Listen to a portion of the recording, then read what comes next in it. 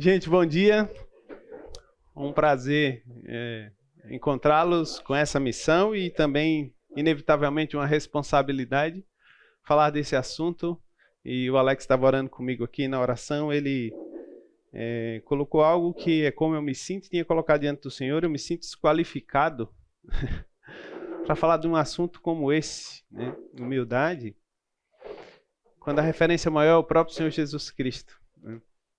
Então, é uma busca constante que nós, como filhos, como servos, como homens, devemos buscar, né? A humildade. E aí a proposta é, dentro do curso, a batalha de todo homem, a batalha pela humildade. Quando a gente pensa na palavra batalha, né, o que é que vem à mente? Bom, tem luta, tem esforço, né? Talvez dentro de uma perspectiva tem dois conceitos, um brigando contra o outro, eu preciso me manter firme para defender o meu. Uma outra perspectiva, um esforço contínuo para se alcançar algum objetivo, e eu penso que está mais dentro dessa linha aqui, a proposta da batalha pela humildade. Eu só queria destacar uma coisa, que a humildade nunca será alcançada na força do seu braço, do nosso braço, nunca. Então, se você enveredar por essa batalha de tentar os seus próprios méritos, eu já estou te avisando, você vai se arrebentar. O caminho não é esse, a proposta não é essa. Mas não significa que nós não podemos lutar. Sim, nós temos um inimigo real, né? E o inimigo que nós temos é o orgulho. Eu não posso falar de humildade sem falar do contraponto, né, que é o orgulho. O Scott tem uma frase que ele diz: não pode haver humildade onde o orgulho impera. Não pode haver humildade onde o orgulho impera. Se o orgulho impera, você pode ter certeza de uma coisa: Deus não está lá. Deus não está lá. E nós vamos ver o porquê. Olha só. Tiago 4,6 diz que Deus resiste aos soberbos. Terrível coisa é cair nas mãos de um Deus vivo. A gente conhece os conceitos, mas você já parou para pensar assim, Deus se opõe, Ele é contra. Deus resiste aos soberbos, aos orgulhosos, aos arrogantes. Para pensar, em algum momento você esteve nessa condição de orgulhoso, de soberbo, de arrogante? Então, a mão do... Graças a Deus não, né, Wesley? Eu acho que eu estou no lugar errado, Wesley. Você deveria estar aqui, Wesley.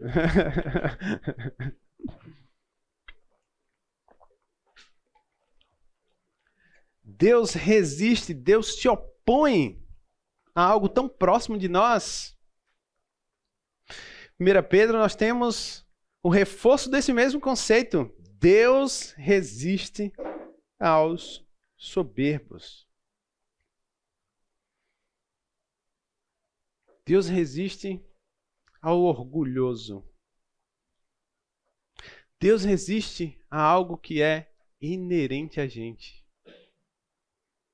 Eis um problema. O inimigo está mais perto do que você imagina.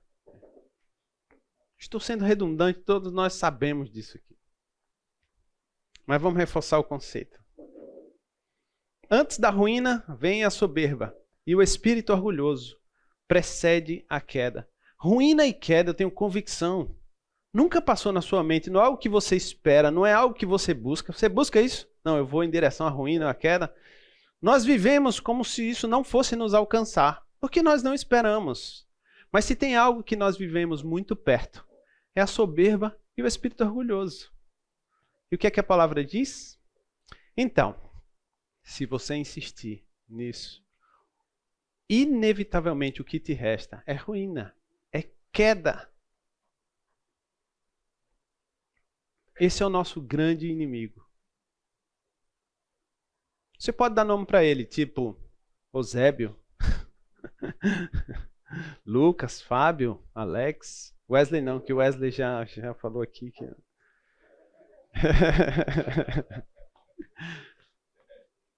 Queridos, é um desafio imenso que nós temos de fazer morrer esse adversário tão próximo de nós, porque o Senhor se opõe a ele.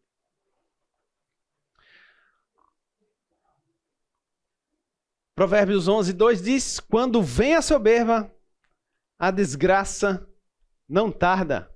É só para você sair daqui roxinho, tá? Não esquecer.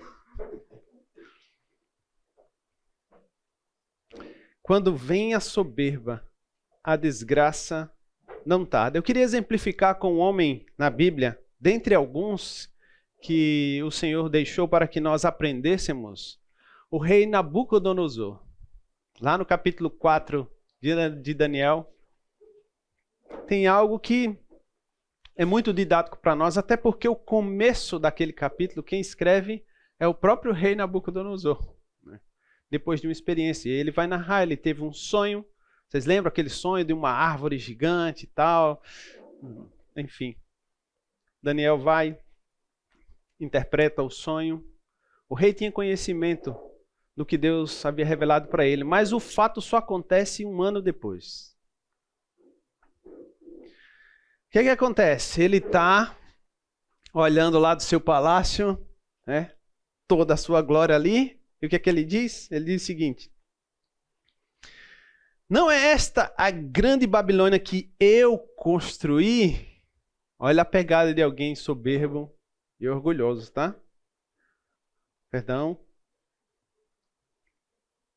Para a casa real, ou seja, o fim era ele mesmo. Com meu grandioso poder, para a glória da minha majestade. Naquele momento, o que aconteceu com Nabucodonosor? Algo que, dentro da perspectiva de um filme de ficção, cabe muito bem, né? Alguém perde a razão, se torna um animal, literalmente. Ele vai comer capim. Isso havia sido dito, predito. Eu e você somos avisados o tempo inteiro pela palavra do próprio Deus. E esse homem não está tão distante de nós. Onde estão os teus valores? O que você tem buscado? O que você tem feito profissionalmente que te leva a uau? Não se iluda. O inimigo está muito perto. Aí você pode dizer, então, o que Deus pode fazer? Depois da bênção do Senhor Jesus Cristo, nós deixamos de olhar que no Antigo Testamento você via assim, tinha um fato, já vinha uma consequência, não é isso? Davi pecou, ó, teu filho. Nabucodonosor aqui como exemplo, dentre outros. Novo Testamento é graça. Eu posso fazer o que eu quiser. Nada acontece. Vamos ver já já se nada acontece. Quando você diz assim, eu sou o cara, ainda que você não expresse isso, mas você se sente assim, cuidado. O que resta é a pancada na sequência. E o Senhor deixou vários exemplos, né? Por exemplo, lá em 2 Crônicas 26:16, diz assim, ó, mas depois que Uzias se tornou poderoso, o coração dele se exaltou para a sua própria ruína. Lembra de Lucas 18:10, o Senhor ensinando ali, naquela figura de um fariseu que está orando, e a Bíblia fala que ele estava em pé, né, orando de si para si mesmo. Eu não sou, né, graças te dou, porque eu não sou como esse miserável desse publicano aqui.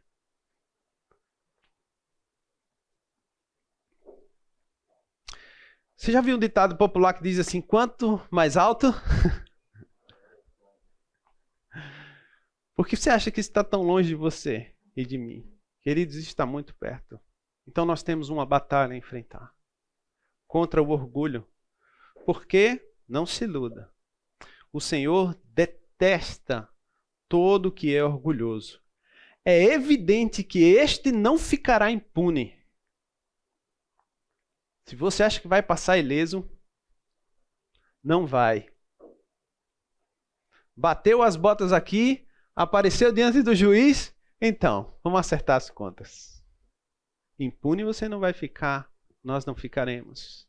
O orgulho é nosso grande inimigo. Mas vamos em frente, que o objetivo é a humildade. Mas antes, eu penso que é importante nós falarmos sobre o que não é humildade. A palavra humildade, inevitavelmente, dentro da cultura nossa, ela é carregada de alguns sentidos. Vamos ver o dicionário. Qualidade de humilde. Sério? Virtude caracterizada pela consciência das próprias limitações, modéstia, simplicidade. Meu foco maior está nesses que eu grifei. Sentimento de fraqueza, de inferioridade com relação a alguém ou algo. Reverência ou respeito para com superiores, acatamento, deferência, submissão. Falta de luxo, de brilho, simplicidade, sobriedade. Condição do que é desfavorecido economicamente, pobreza, penúria. Então tem esse sentido dentro da nossa cultura de uma pessoa humilde e alguém, sendo bem simplista, pobre. O contrário disso é soberbo, é orgulhoso. Mas como eu lido com Jó, que no comecinho do capítulo, ali fala o seguinte, versículo 3. Este homem era o maior de todos os do Oriente. Na versão NVI vai dizer que ele era o homem mais rico do Oriente. O cara era um sheik. O homem mais rico do Oriente. É para mim, e eu espero que seja para você, uma das grandes referências bíblicas sobre humildade. A questão não é o recurso. A questão é ter o coração diante de Deus, submisso, rendido. Você vê o cuidado de Jó com os filhos, a preocupação dele em fazer o que honrava a Deus? Aí a descrição que tem no capítulo, no versículo 1, 4 coisas é dito sobre Jó. Um homem íntegro, reto, que temia Deus e se afastava do mal. Essa é a descrição que tem no comecinho. Mas quando o próprio Deus vai falar com o diabo, o que é que ele diz a respeito de Jó? Viste o meu servo Jó? E o que é que Deus diz? A mesma coisa. As 4 características, o próprio Deus está falando a respeito daquele homem. O homem mais rico do Oriente. Você acha que alguém soberbo e orgulhoso se apresenta na presença de Deus? O Senhor resiste. Essa descrição é a descrição de alguém que anda em humildade diante de Deus. De um servo. Jó era este homem. E aí, depois de tudo que aconteceu no primeiro ataque do inimigo, ele volta e Deus fala o quê? A mesma coisa. Viste o meu servo, homem íntegro, reto, justo, né? Que teme a Deus e se aparta do mal. Essas são armas que eu e você temos que abraçar nessa luta, para nos tornarmos homens humilhados diante de Deus. Humilhados diante de Deus. Talvez essa imagem, dentro da nossa cultura, venha do próprio Jesus, que é aquele que nasceu numa manjedoura, é o coitadinho, aquelas imagens de um Jesus sempre, né? Tem um estereótipo de uma pessoa simples, ele não tinha onde reclinar a sua cabeça. Logo, ele é uma pessoa humilde.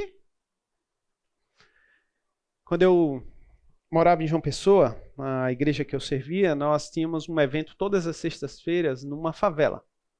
Então, nós íamos lá e tinha um culto toda sexta e o pastor da igreja, por ter um conhecimento com pessoas lá da prefeitura, conseguia mantimentos para aquela comunidade. Então toda sexta eles faziam fila e tinha lá as cestas básicas, aquela coisa e tal. E uma certa vez, alguém doou macaxeira. E os fardos lá de macaxeira e tá. Gente, eu vi pessoas que não tinham nada, olhando para a macaxeira e dizendo, é isso que tem hoje? Não quero. Nenhum, nem dois, vários. Não quero. Isso não é humildade. Humildade não tem nada a ver com pobreza, com simplicidade. Muito menos com riqueza.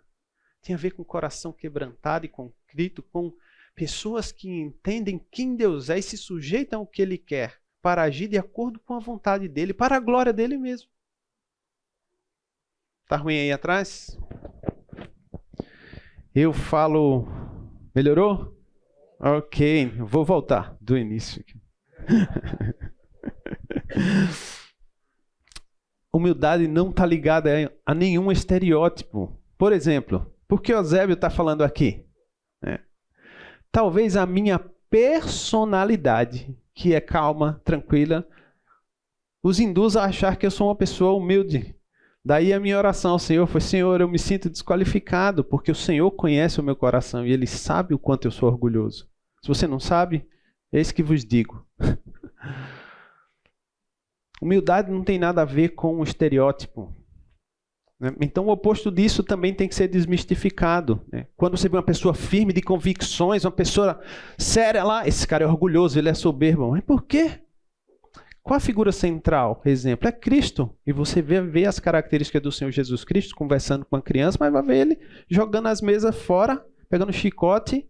Com que propósito? O reino. O alvo era ele? Não. Vocês estão transformando a casa do meu pai, que foi criada com um propósito. Vocês estão distorcendo tudo isso. E ele não era humilde? Ele é o exemplo de humildade. Vamos ver a galerinha que...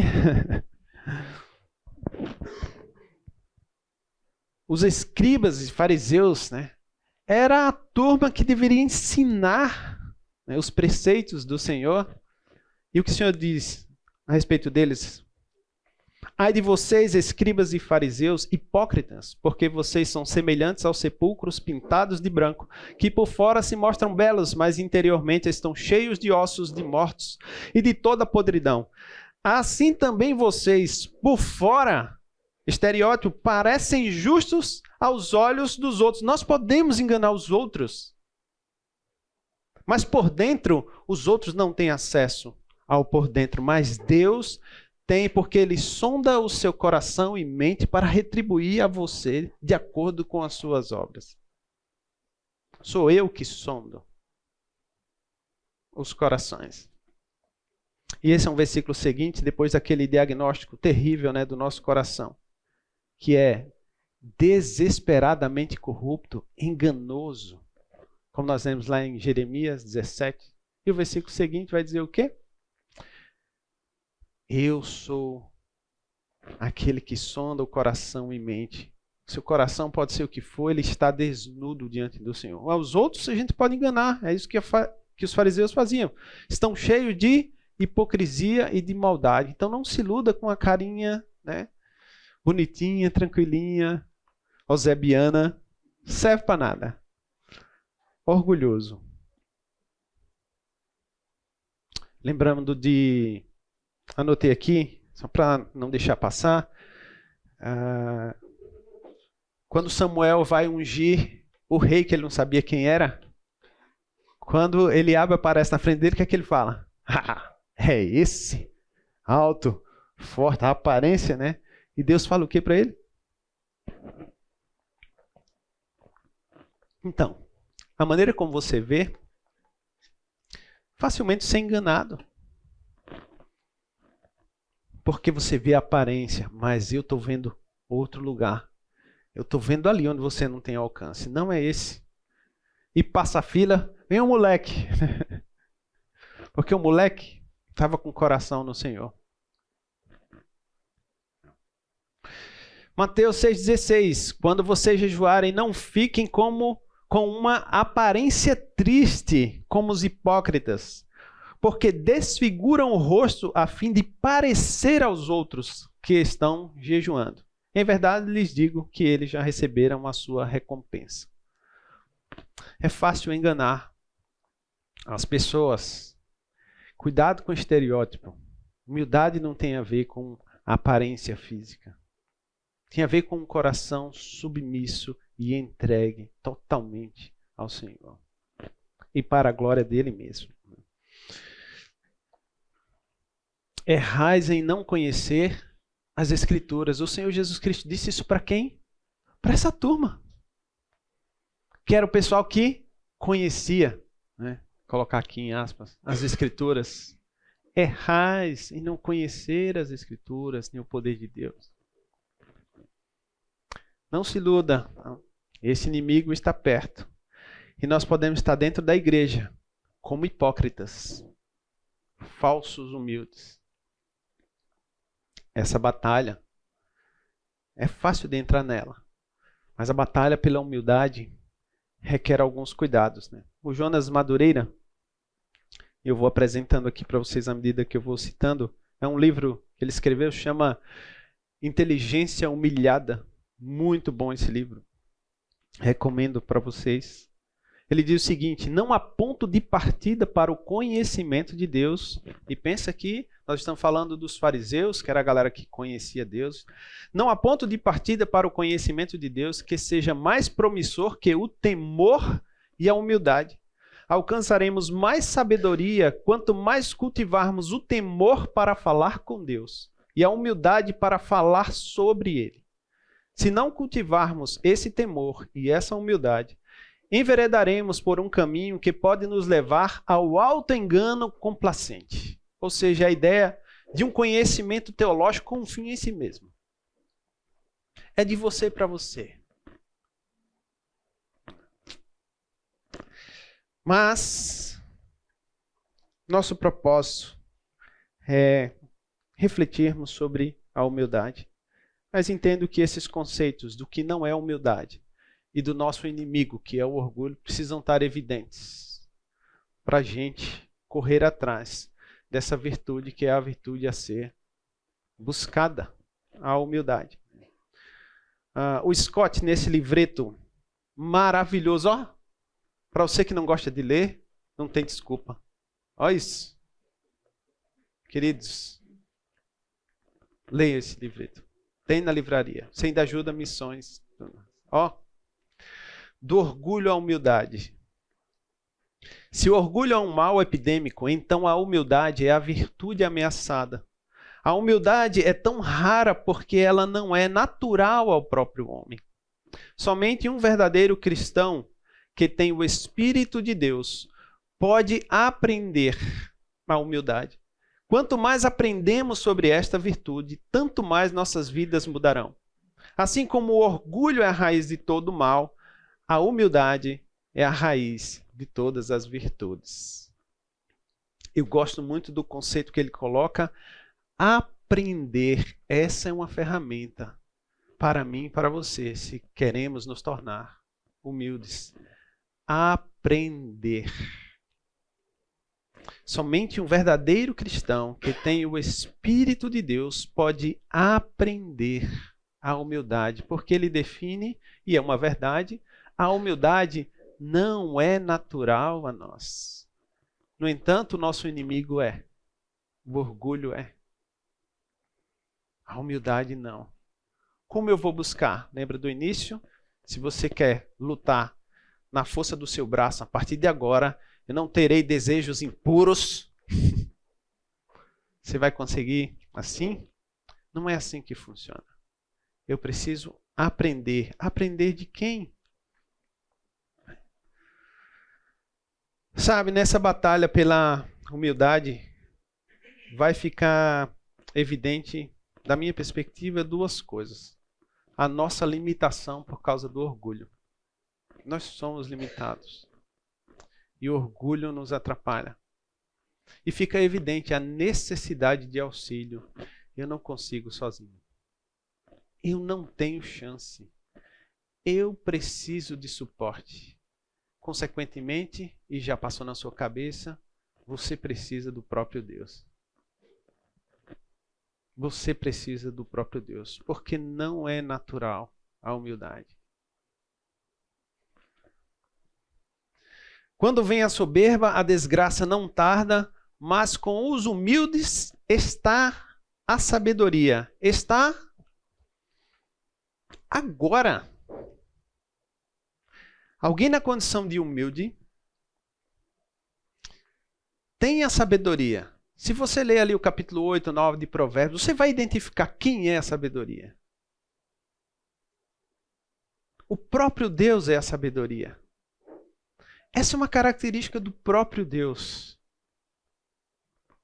Com o humilde, se há humildade verdadeira, existe sabedoria. ela faz parte, ela está presente em você.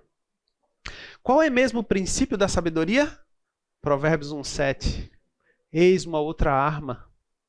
Se você não tem medo de Deus, sabe, quando nós pegamos a palavra, né, sempre que é perguntado sobre temor, quais são as palavras que surgem? O que significa temor a Deus? Reverência, respeito, mas nunca aparece medo. E eu sempre falo, não é o medo que repele, é o medo que aproxima. Eu estou falando com quem? Com o próprio Deus. São as coisas dele. Eu sou filho dele. O orgulho está aqui, eu quero fazer a minha vontade. Mas quem sou eu diante desse Deus? Como eu não posso temer? Se você tiver medo dele, sabe o que vai acontecer? Aparece diante de você a oportunidade de você pecar, mas você, por conhecer a Deus, não vou chegar perto. Por causa dele, essa é uma grande arma. O temor do Senhor é o princípio da sabedoria. E a sabedoria está com o humilde. Guarde essa ferramenta. Filipenses 2, 3 a 5 diz assim: não façam nada por interesse pessoal ou vaidade. Veja, quem aqui não faz as coisas buscando seu próprio interesse? Nós estamos buscando o nosso próprio interesse. Há algum problema nisso? Sim e não. Sim, se for nessa condição primeira aqui. Não façam nada por interesse pessoal ou vaidade, né? Tem algumas versões que usam a palavra partidarismo. Achei algo interessante para compartilhar com vocês, que diz assim: antes do Novo Testamento, esta palavra é encontrada somente em Aristóteles, onde denota uma perseguição egoísta do ofício político através de meios injustos. Bem atual, né? É quando você só pensa em você mesmo. Se é nesses termos, seu interesse está em você, em você, em você, em você, então não faça nada. E é uma ordem. Não façam nada. Quando ele coloca um mais, eu já vou pensando, então eu posso fazer tudo. Em que condição? Em humildade. Mas como se a humildade não é natural para mim? Então vamos dar uma olhadinha nas características. Se você vai agir por humildade, o conceito aqui sai de você e vai para o outro. Uma característica da humildade é que o foco nunca é você, é o outro. Quem é que é assim? O próprio Deus. E nós vamos ver isso na pessoa de Cristo mais para frente. Cada um considerando os outros superiores a si mesmo. Cada um considerando os outros superiores a si mesmo. Queridos, isso não tem a ideia de você não entender quem você é, de você não reconhecer as habilidades que o Senhor te deu, as características que o Senhor te deu. Existem coisas, né, que acontecem ao longo de nossas vidas que não no momento ali que acontece você vai entender, mas mais para frente você olha para trás e reconhece algumas coisas. Eu tive uma experiência muito interessante quando eu estudava no curso de música sacra, lá em Recife. E coincidentemente hoje eu vou trazer alguns exemplos que envolvem esse período, mais para frente, na segunda parte. Tinha uma jovem que estudava comigo, era uma amiga chamada Sandra Joyce. E também tinha o Guilherme. O talento da Sandra Joyce, musical, era muito pequeno. A Sandra tinha muita dificuldade. É uma coisa impressionante. Algumas vezes tentando ajudar, sentava, não, isso aqui para explicar, deixa eu ver como é que eu faço, criar recursos para explicar, coisa que era tão simples. Ela tinha muita dificuldade. Então era natural eu olhar para o meu talento musical e entender que o meu talento musical era maior que o dela. Não estou falando aqui de soberba e orgulho, tá? Estou falando de avaliação. Eu tinha facilidades que ela desconhecia. Mas quando eu olhava para o Guilherme, o talento do Guilherme era uma coisa absurda. Ele tem coisas que eu desconheço até hoje. Impressionante. O talento musical dele era uma coisa absurda. Quem é superior a quem? Quem é superior a quem? A Sandra Joyce me marcou muito mais que o Guilherme. Sabe por quê? No recital dela de formatura, ela pediu a minha ajuda. Eu fui tocar baixo para ajudá-la. Tô lá. Cheguei lá, saem as músicas, eu e os amigos lá no seminário. Quando chegamos na igreja que ela ia fazer o recital, no ensaio, tá lá um coral de crianças. Ela fez as crianças tocarem flauta doce, esse negócio que vocês abominam, né? Esse sonzinho aí.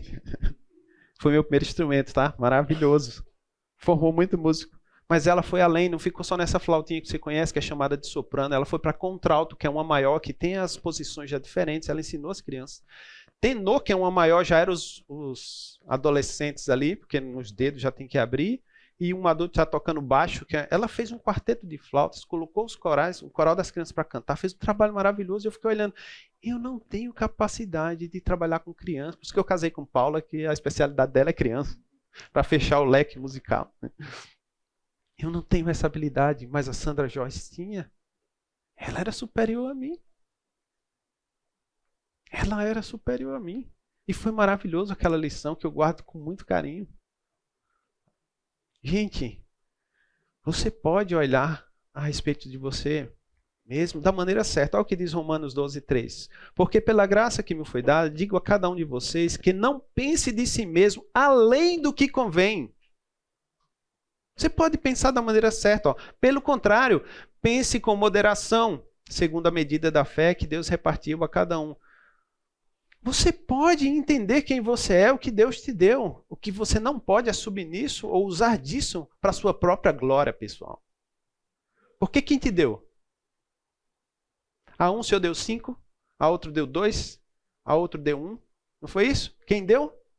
Então por que você tem que se gloriar? Tem um propósito. O nível do talento que eu tenho é suficiente para um propósito de Deus. O do Guilherme é muito superior, é outro propósito muito maior. Quando você ver a palavra de Deus para os dois que tinham talentos diferentes, a palavra é a mesma. Deus diz o quê? Servo bom e fiel. Não é isso? Para o que? Dobrou. Proporcionalmente o outro fez a mesma coisa. Recebeu 2, dobrou. Servo bom e fiel. Tem um Senhor dessa obra e nós não podemos nos gloriar. Então, nós podemos sim olhar para o outro e considerar o outro superior a nós mesmos. É claro que isso é mais amplo, eu não vou gastar tempo aqui, porque não é o propósito, mas olha o que ele vai dizer, quando você olha com essa ótica de considerar os outros superiores a si mesmo, não tendo em vista somente os seus próprios interesses. Ele não proibiu aqui em cima o interesse pessoal, porque aqui agora está permitido. Porque o foco é outro. Tem um coração humilde.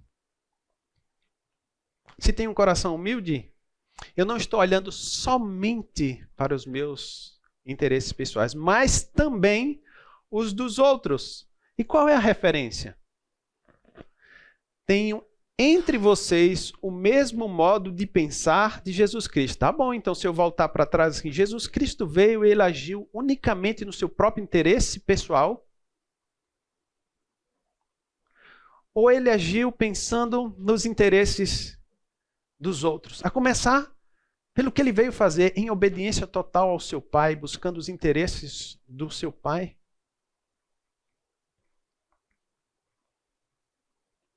Swindoll diz o seguinte, achei muito legal essa frase dele, né?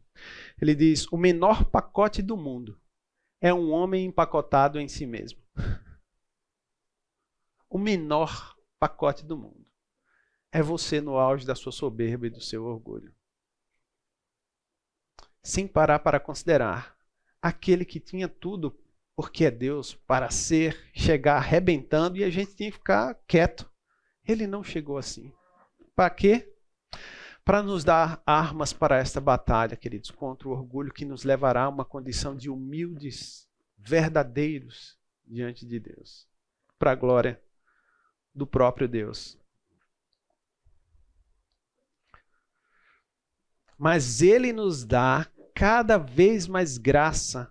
Por isso diz, Deus resiste aos soberbos, mas dá graça aos humildes. Olha uma condição para aquele que é humilde. Deus dá graça. E o que é a graça? Favor imerecido é a definição primeira que vem à nossa mente. Mas considera, é algo que eu não mereço, mas eu tenho. É a graça que nos salvou, não é isso? Efésios 2:8 diz que nós somos salvos pela graça, por meio da fé. Isso não vem de nós, é um presente, é um dom de Deus. Mas nós podemos ler também, lá em João 1,14. Aquele que é a palavra tornou-se carne e viveu entre nós. Vimos a sua glória, glória como do unigênito vindo do Pai, cheio de graça e de verdade. Sendo justificados gratuitamente por sua graça, por meio da redenção que há em Cristo Jesus. Romanos 3, 24. A graça é quem nos capacita, querido. Como é que Paulo saudava a igreja mesmo? A vocês, a vós outros, graça e paz. A graça não foi algo pontual. A graça é a demanda que eu tenho todos os dias. Sabe o que você tem que fazer? Como é que eu vou pegar a graça? Eu quero a graça. Você não consegue, você tem que se curvar. Senhor, neste dia, eu quero ser uma referência que aponta para Cristo. Dá-me da tua graça. Dá-me da tua misericórdia. Segura a minha mão, porque eu me conheço muito bem. A chance de eu estragar tudo nesse dia é grande, Senhor. Eu preciso da tua graça. E quando você faz isso, sabe o que acontece? Só problema para testar você. E aí, você tem a oportunidade de ser avaliado ao final do dia como alguém orgulhoso, soberbo, ou como alguém em humildade, que a humildade não é uma característica para te enaltecer. Mas quando você se depara com a humildade autêntica, quem fica evidente é o próprio Deus. É impressionante. É impressionante. 1 Pedro 5,5, né? Peço igualmente aos jovens estejam sujeitos aos que são mais velhos, que todos se revistam de humildade. Bom, como é que eu me revisto de humildade? Que todos se revistam de humildade. Olha a característica da humildade, como ela tem uma relação com o outro. O que é que tem na sequência? No trato de uns para com os outros. Se você encontra alguém que se acha humilde, que pensa em si mesmo, isso não é humilde, é aquela falsa humildade que a gente viu. Esse orgulho, a humildade, tem uma relação direta com o outro. Como é que a gente se reveste de humildade? Porque Deus resiste aos soberbos, mas dá graça aos humildes. Eis uma ferramenta para você aprender nessa batalha. Pela humildade. Portanto, humilhem-se debaixo da poderosa mão de Deus, para que Ele, em tempo oportuno, os exalte. São duas ações aqui e duas pessoas distintas. A primeira ação é humilhar-se. Essa é uma ação minha e sua. Humilhe-se você. Humilhe-se. Onde? Tem um lugar apropriado para isso. Debaixo da poderosa mão de Deus. Mas isso não é fácil. Eu não quero me humilhar. O que é que eu quero? Glória? Reconhecimento? Se eu quero isso, eu me afasto de Deus. Qual é a arma? Humilhe-se debaixo da poderosa mão de Deus. E a exaltação vem como? A ação é do próprio Deus. E Ele, no tempo dele, os exalta. Aí você vai ficar esperando o seguinte: eu vou me humilhar agora, porque quando chegar a hora que o Senhor vai me exaltar, vai ser da hora. Sabe o que acontece quando Ele exaltar? Você não vai estar com o coração nisso, você não quer isso. Se você se humilha, se você tem a característica de alguém humilde, o teu foco é o outro, o teu foco é o próprio Deus e a glória dele. Por isso é que eu falei, e a referência para isso é Cristo, e nós vamos ver ainda hoje. Cristo cumpre exatamente isso aqui. Ele cumpre exatamente isso aqui. E nós vamos ver a ação de Jesus e a ação de Deus, quando Jesus se humilha e Deus exalta. Essa é uma arma que você tem que aprender. Se humilhar. Que é equivalente a matar a você, mas esse matar você nós falaremos depois do café e da pausa que temos agora. Queridos, portanto, humilhem-se debaixo da poderosa mão de Deus. Isso é algo que nós temos que aprender. Lembra do conceito que foi colocado pelo Scott? Aprender a se humilhar. Isso dói em pessoas que são orgulhosas. Pessoas orgulhosas não querem se humilhar, se curvar. Mas é o que cabe a nós, como filhos de Deus. E aí ele vai nos orientar, né, nessa passagem de Gálatas 3, 5 a 12. Perdão, Colossenses. Portanto, olha a ordem. Façam morrer. Quem vai fazer morrer? Mas eu não consigo.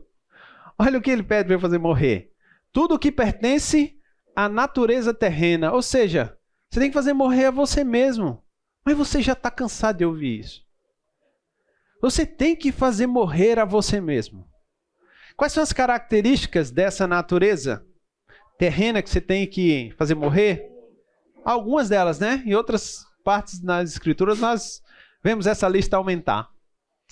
Imoralidade sexual, impureza, paixões, maus desejos e avareza, que é idolatria. Faça morrer tudo aquilo que você gosta, tudo aquilo que está em você. Faça morrer.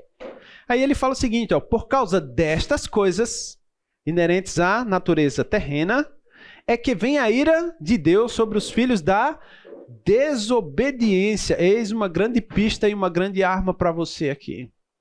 O contrário da desobediência é a obediência.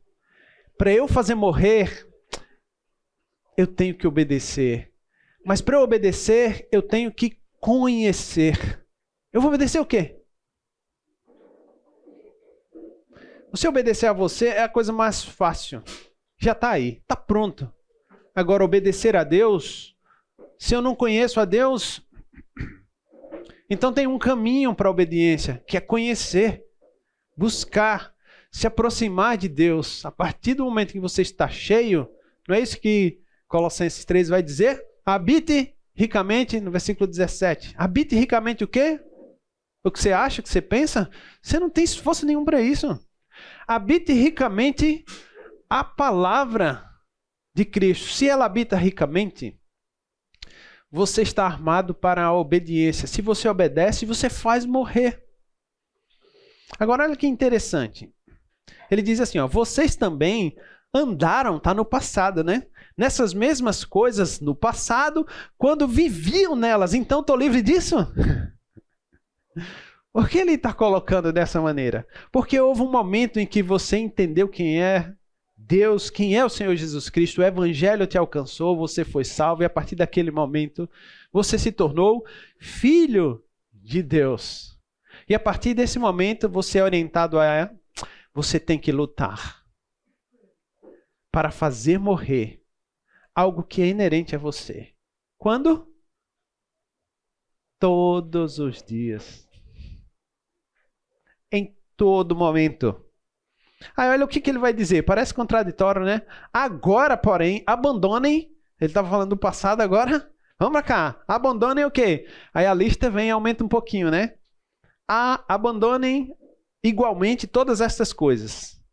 Coisas que nós não temos. Ira, indignação, maldade, blasfêmia, linguagem obscena, não falar.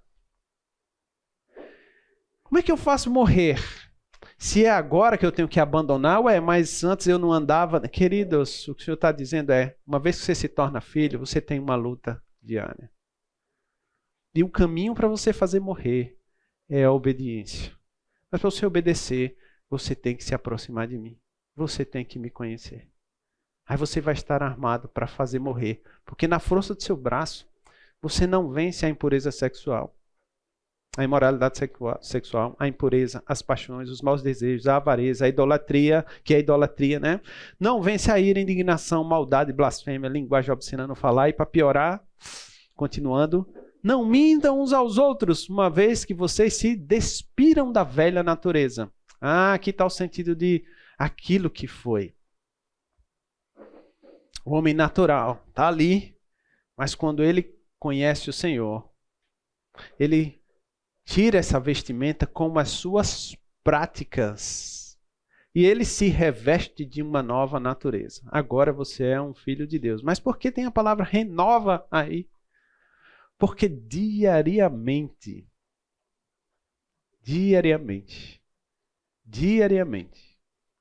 não tem desculpa, tá? Renovar. Para quê mesmo? Olha só, renovar para o pleno conhecimento. Você lembra de Romanos 12, né? Você tem que renovar o quê? A sua mente. Agora, você renova a sua mente via site GPT. É isso? Cara, o GPT tá bombando, minha mente tá. É isso que o Senhor espera de você? São essas coisas que vão tirar uma característica nossa, de nos prostrarmos diariamente diante do Senhor. Aí no final do dia você fala o quê? Então, Senhor, sinto muito, mas hoje eu não tive tempo. Eu não tive como ler a palavra. Aí todo mundo... Quem aqui está na lista de transmissão do MECO? Eu estou. Todo dia eu recebo um texto bíblico. E uma vez conversando com ele, algo que é triste de saber. E foi a expressão que ele usou. É triste saber que quando... E é muito raro, ele esquece de mandar. Muito raro. Em alguns anos que eu recebo, foram poucos. Pessoas falam o quê? Fiquei sem ler a Bíblia. Né? Porque estou esperando o MECO abastecer. Ou então você tem um aplicativo da Bíblia que vem aquele versículo lá, solta aleatório, você, opa, graças a Deus, cumpri a missão de hoje, agora posso enfiar o pé na jaca. Queridos, é matar a você todos os dias, se revestir desse novo homem que está à sua disposição. Isso só é possível pelo renovar da sua mente, somente pela palavra de Deus. Não tem outro lugar. Daí o habite ricamente. Renovar para o pleno conhecimento, segundo a imagem daquele que a criou. Tem um parâmetro. Tem um parâmetro, que é o próprio Deus. Quando você chega nesse estágio, aí essas briguinhas, aqui você vai ver os contrapontos, ó. Não tem mais grego, nem judeu, nem circuncisão, incircuncisão, bárbaro, cita, escravo, livre. Mas por quê? Porque agora Cristo é tudo e está em todos quem? Em todos aqueles que se despiram de uma velha natureza, que se revestiram de uma nova, que se renovam de uma nova natureza e que se renovam todos os dias. Você não olha para você, é Cristo o foco. Portanto, daí ele fala, como eleitos de Deus, santos e amados, revistam-se de profunda compaixão, de bondade, de humildade, de mansidão, de paciência. Mas como é que eu vou fazer isso? Olha como cabe bem. Você consegue perceber uma profunda compaixão em Deus? Você consegue perceber bondade em Deus? São características do próprio Deus. Humildade, mansidão, paciência. É tudo que eu não sou. Você lembra de Gálatas 5, 22? No 19 tem uma característica, mais uma listinha. As obras da carne. Orgulho. Nós. No 22, o fruto do Espírito. Tem alguns aqui. Paciência, mansidão. E lá, domínio próprio. São características que não são inerentes a nós. Nós precisamos do próprio Deus para atingirmos esse ponto. Como é que a gente sai de algo natural para algo que não é natural? Nós não saímos sem o auxílio do próprio Deus. Nós não conseguimos.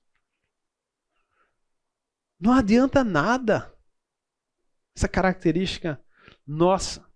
Mas a gente é convidado a se revestir das qualidades do próprio Deus.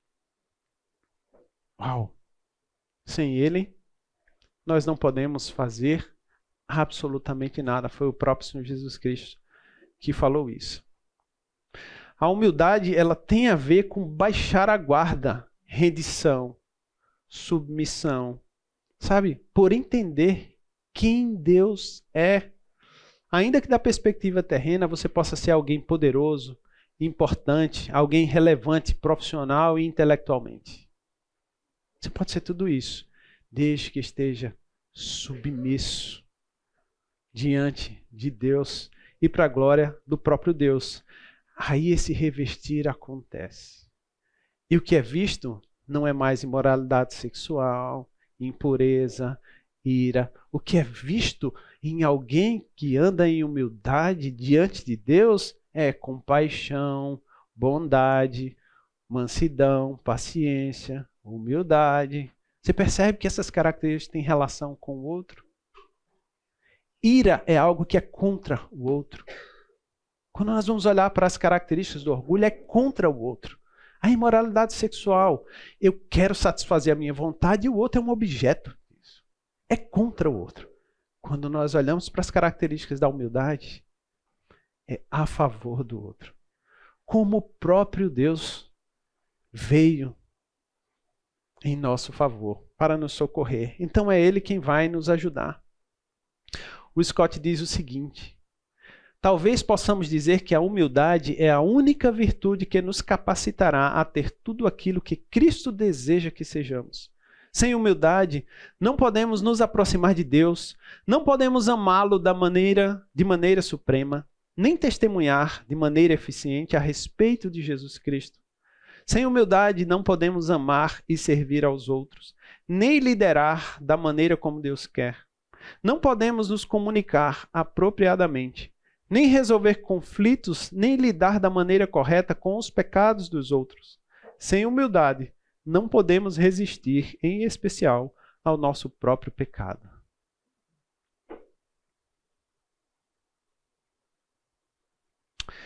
A humildade, ela deixa marcas.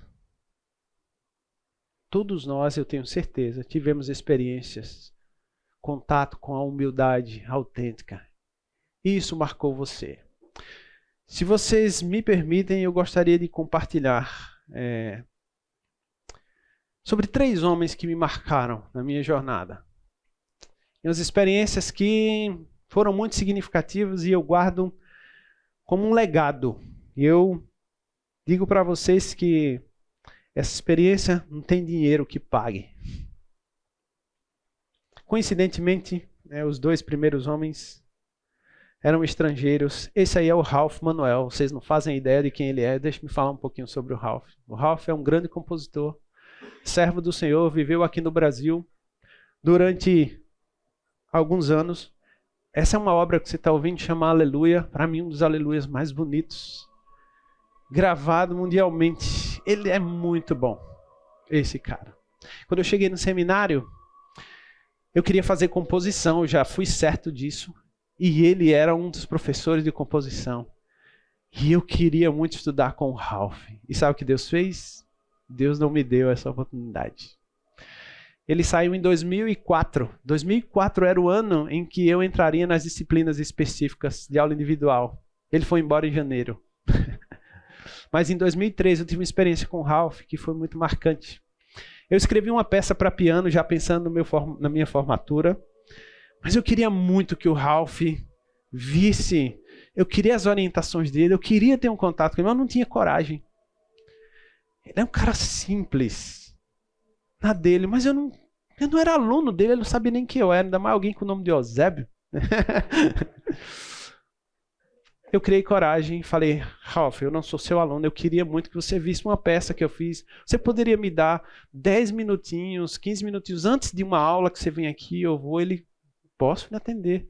Ele marcou comigo em um dia da semana, não me lembro qual, mas eu lembro o horário, às 14 horas.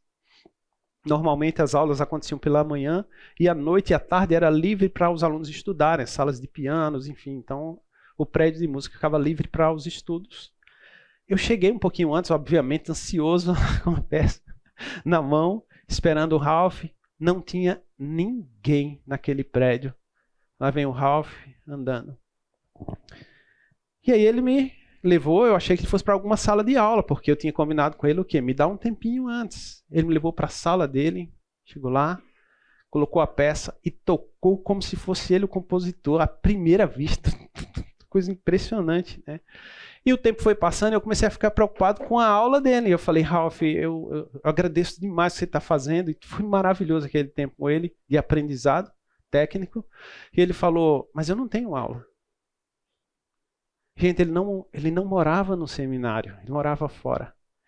Ele agendou comigo e ele veio para me atender. Não tinha aula para ele. Aquele homem no nível dele, se sujeitar a um cara que nem é aluno. Ele veio, me atendeu, e aquilo foi tão impactante que eu não conseguia mais argumentar com ele, falar nada. Eu só ouvi e aprendi. Mas aquela lição para mim foi muito superior a tudo que eu aprendi de técnica. Ele está no final da carreira aqui no Brasil. Ele pode dizer, eu vou perder tempo com um aluno, com um cara que nem é meu aluno, com o conhecimento que ele tem.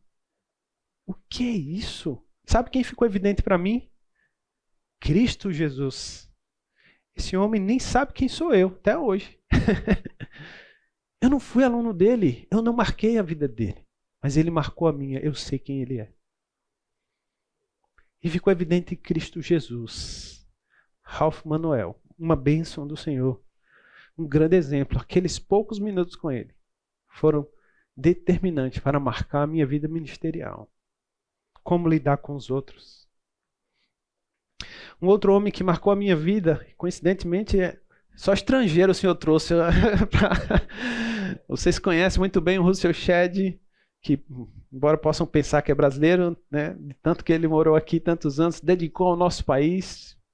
Talvez você tenha tido experiência com ele. O Russell Shedd, eu tive uma experiência com ele no próprio seminário também. Em um ano, não me recordo qual ano, chegou a pensar que foi 2003, o mesmo ano que aconteceu esse evento com o Ralph. Ele foi convidado para uma espécie de conferência que ia acontecer no seminário. E eu estou dentro do ambiente de seminário, trabalhava na igreja de João Pessoa, passava a semana em Recife, dentro do seminário, no internato. Então estava convivendo com os futuros pastores, futuros ministros de música, todo mundo junto ali. Qual era a discussão naqueles dias que antecediam uma conferência? O que Russell Shedd falaria? Eles estavam especulando. Eu acho que ele vai falar, e eram os temas atuais da época, eu não vou me lembrar. Vai falar sobre isso. Não, eu acho que ele vai falar sobre isso. Não, mas isso aqui é mais relevante. Sim, os caras discutindo o que o cara ia falar. Russell Shedd chega numa capela lotada de orgulhosos. Grandes teólogos. Músicos. Músico não é gente, né? Aquela capela lotada. E sabe o que ele pregou? Jesus Cristo e este crucificado. Ele pregou o evangelho. Pense num lugar, usando a expressão nordestina, pense num lugar apropriado para ele pregar o evangelho. Russell Shedd pregou, não me recordo o texto, mas não me surpreenderia se fosse João 3,16. Porque Deus amou o mundo de tal maneira que ele deu o seu Filho unigênito para que todo aquele que nele crê não morra, mas tenha a vida eterna. Essa é uma mensagem para mim e para você. Nós precisamos do evangelho. Se não bastasse esse impacto, no dia seguinte tinha o futebol da tarde. Então vamos lá jogando, pernas de pau. Quem está sentado na arquibancada vendo aquela coisa terrível? Russell Shedd. E a gente está ali junto com ele, alguns poucos alunos. Né? E de repente, gente, uma conversa simples, a risada dele, assuntos aleatórios. Ele falou, tem algum lugar para comer aqui? Tem uma lanchonete no posto ali, Select. Foi caminhando na rua com a gente, numa simplicidade, e eu não conseguia acreditar. O cara, com o conhecimento que tem, está se sujeitando a gente. Sabe quem ficou evidente? Cristo. Cristo ficou evidente para mim. Esse homem é um homem de Deus. Quando eu crescer, eu quero ser assim. Aquele é um homem de Deus. Agora está com Deus definitivamente. Né? Sabe o que aconteceu? O seu Cédio morreu e ele não soube quem era Eusébio. Mas eu sei quem ele foi. E você sabe também. Se você não tem nenhum contato com ele, apesar do do diabo ter atiçado os cachorros num vídeo que você vai ouvir aqui para atrapalhar a mensagem dele? Essa foi uma das últimas mensagens dele quando ele estava com câncer. Olha o que ele fala. Meus irmãos e amigos, realmente eu não sei o que dizer sobre sofrimento, por causa do fato que eu nunca sofri quase nada até esses últimos 3, 4 meses. Realmente é uma experiência muito boa, porque a gente sente-se ser desmamado do mundo e pronto para subir. Graças a Deus, Cristo sofreu em nosso lugar para que nós possamos também aproveitar a grandeza do seu amor por nós. Portanto, eu quero saudar a todos da igreja de Atibaia e qualquer pessoa que quiser ouvir essa palavra, como 2 Coríntios, capítulo 4, 16, que o sofrimento desse mundo é muito pouco em comparação com aquela alegria que nós sentiremos na presença de Deus. Esse é um homem humilde. São referências. São referências para nós. É possível, queridos. Eu não tenho dúvida do amor desses homens pelo Senhor. O foco deles era o Senhor. Você é capaz de dizer isso, meus irmãos, eu não sei o que é sofrimento, a não ser nesses últimos 3 meses que o câncer pegou, está doendo aqui. É uma experiência muito boa. Se você não entendeu por causa dos cachorros, ele diz isso. É uma experiência muito boa.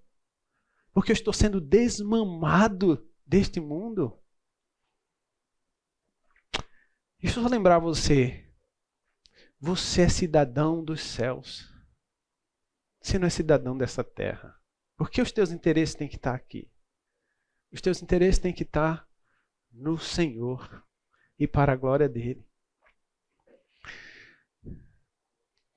Timothy Keller diz o seguinte, nesse livreto aqui, eu recomendo também, Ego Transformado. Ó, bem fininho também. A pessoa verdadeiramente humilde não é aquela que se odeia ou se ama, e sim a que tem a humildade do Evangelho. É uma pessoa que se esquece de si mesma e cujo ego é igual aos dedos dos pés. Eles simplesmente exercem sua função, não imploram por atenção. Claro, Ralph e Manuel, nunca vi implorar por atenção. Você já viu o Shed implorar por atenção? Essa é uma característica de alguém que entendeu o seu papel como filho de Deus. Pessoas que aprenderam a humildade.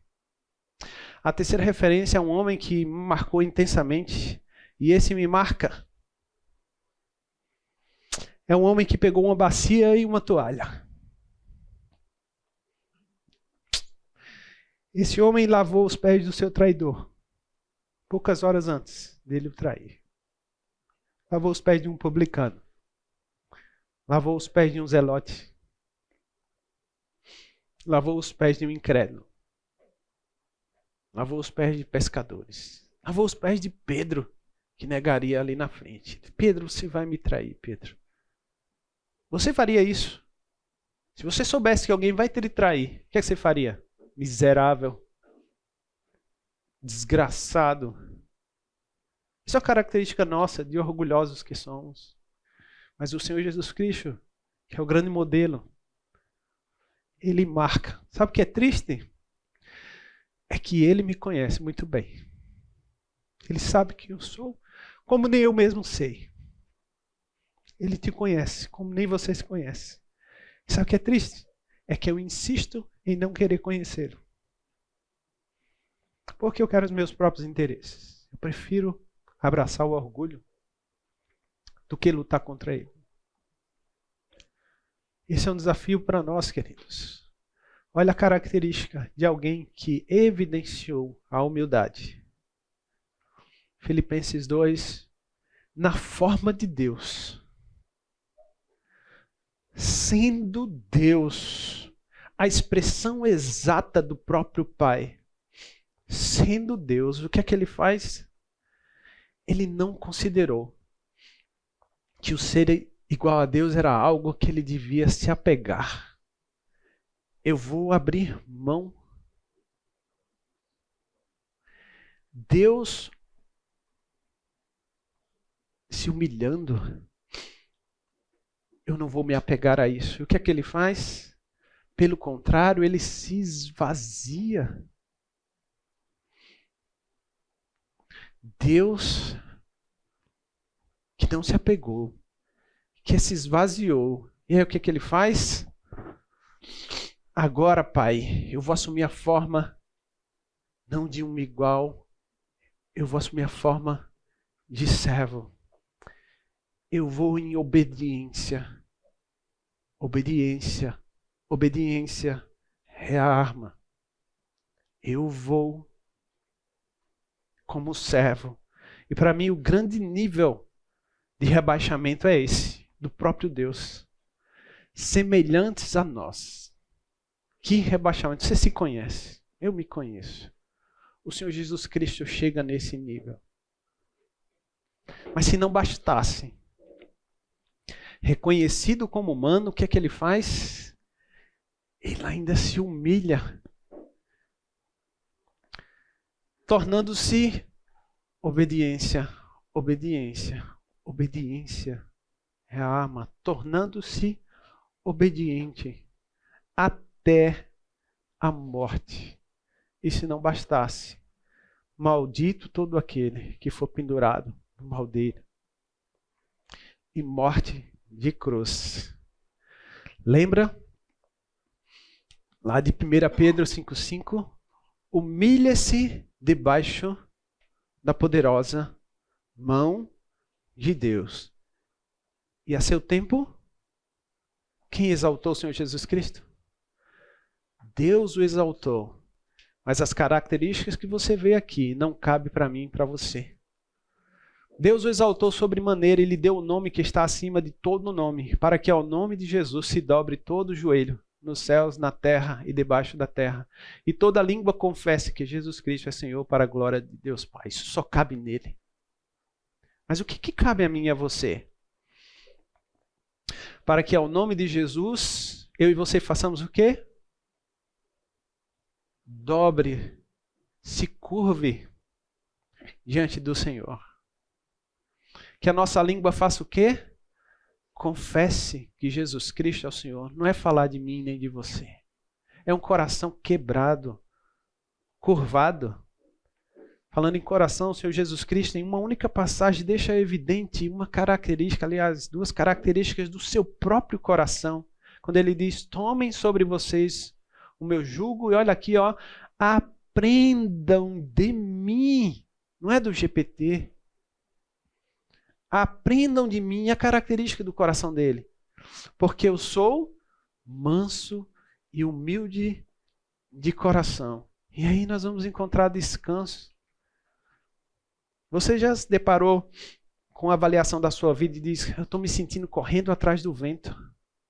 É o que está focado em você. Não tem descanso na tua alma. Por quê? Porque você não está lutando contra o orgulho. Você não está querendo fazer morrer a tua natureza. E como você faz? Senhor, eu preciso de ti. Preciso te conhecer para obedecer e assim fazer morrer. E aí humildade é uma característica daqueles que se curvam. Ela vem. Ela é alcançada.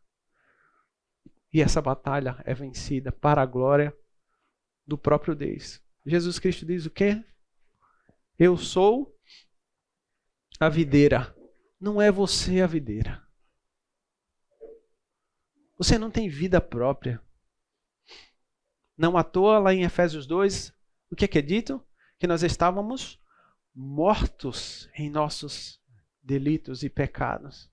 E nós fomos vivificados, nós fomos enxertados na videira. A vida que leva à humildade está em Jesus Cristo. Nós somos ramos. Quem permanece em mim, quando você tem que permanecer nele? Você lê a Bíblia sempre? Você ora sempre? Você se curva diante do Senhor sempre? Você o convida para as suas decisões sempre? Você está sempre focado nele? Quando alguém fala algo que te fere da perspectiva do orgulho aqui, você para e pensa, isso não honra ao Senhor, por que eu tenho que agir dessa maneira?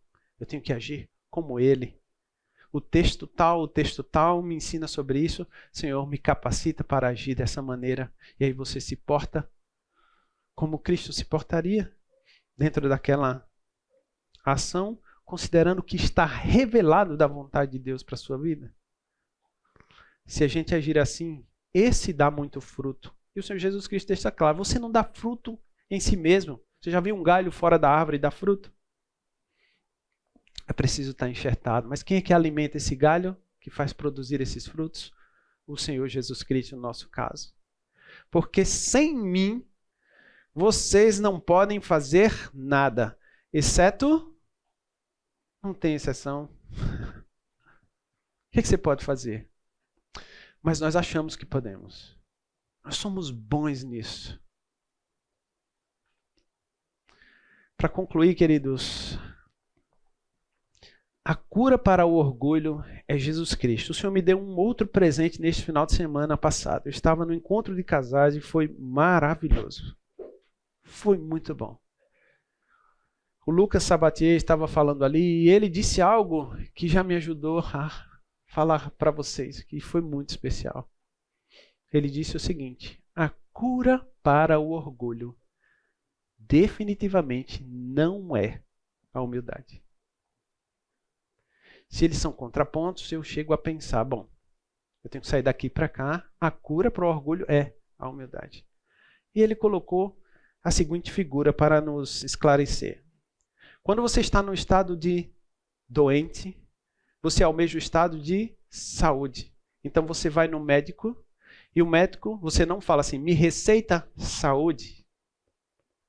Há um tratamento a ser feito que te leva de um estado de doente para um estado de saudável. Esse tratamento se chama Jesus Cristo. Ele é a cura para o orgulho. A doença está aqui. Se você se curva, se você conhece ao Senhor, se você preza por obedecê-lo, o Senhor vai tratando você até que você chegue no estado de humildade. Filipenses 1,6 diz que aquele que começou uma boa obra em vocês há de completar até o dia de Cristo. Estamos nesse processo. A cura para o seu orgulho é Jesus Cristo. Por outro lado, o caminho para a humildade não tem para onde fugir, queridos. É Jesus Cristo. Você precisa do Evangelho. Quem é o Evangelho? É Jesus Cristo. Veja o que você precisa. Quando Jesus diz assim, conhecereis a verdade, quem é a verdade? Você já sabe, é Ele mesmo. E a verdade vos libertará. Nós costumamos usar esses textos para quê? Para evangelizar. Não, esse texto é para mim. É para você. Quanto mais eu conheço essa verdade, mais liberto eu sou de mim mesmo.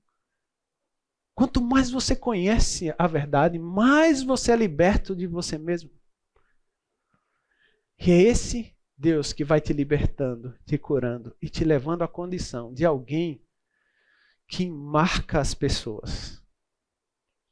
A minha pergunta para Eusébio é: será que eu vou ter oportunidade na minha vida de impactar alguém como Ralph Manuel me impactou, como Russell Shedd me impactou, dentre outros que eu não narrei? Lembra de pessoas que te marcaram. Foi Cristo que ficou evidente. Não foi a pessoa. Eu não estou aqui enaltecendo Ralph Manuel. Eu estou enaltecendo o Deus deles. Mas inevitavelmente, quem é que está exaltado? Também, pelo próprio Deus. Nós somos chamados para marcar pessoas. E nós não vamos marcar pessoas baseados no nosso orgulho, buscando os nossos próprios interesses. Você está disposto a vender o teu direito? Você está disposto a ficar em silêncio quando alguém te acusa? Porque foi assim que Cristo fez. O caminho para nós é Cristo Jesus. A vitória nessa batalha pela humildade de certa forma, passa por nós nos desarmarmos, matar a nós mesmos e nos lançarmos nos braços do Senhor Jesus Cristo.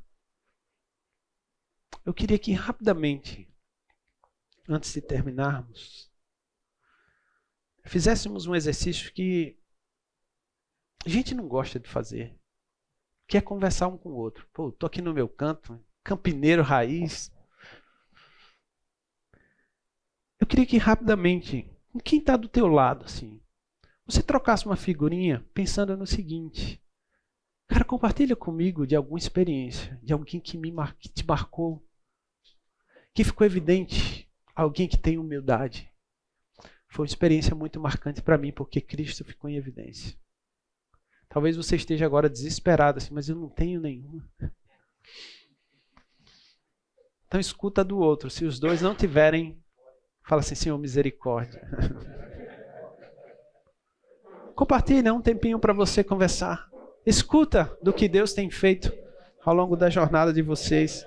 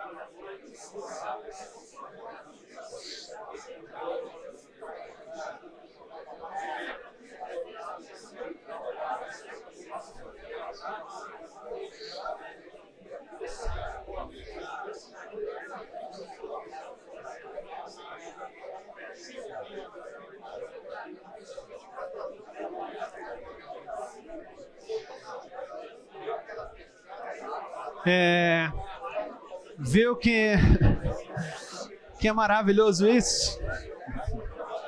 Não vai dar tempo.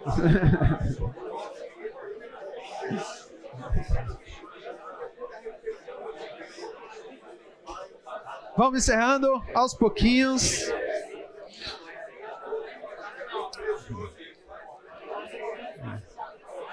Algo para você.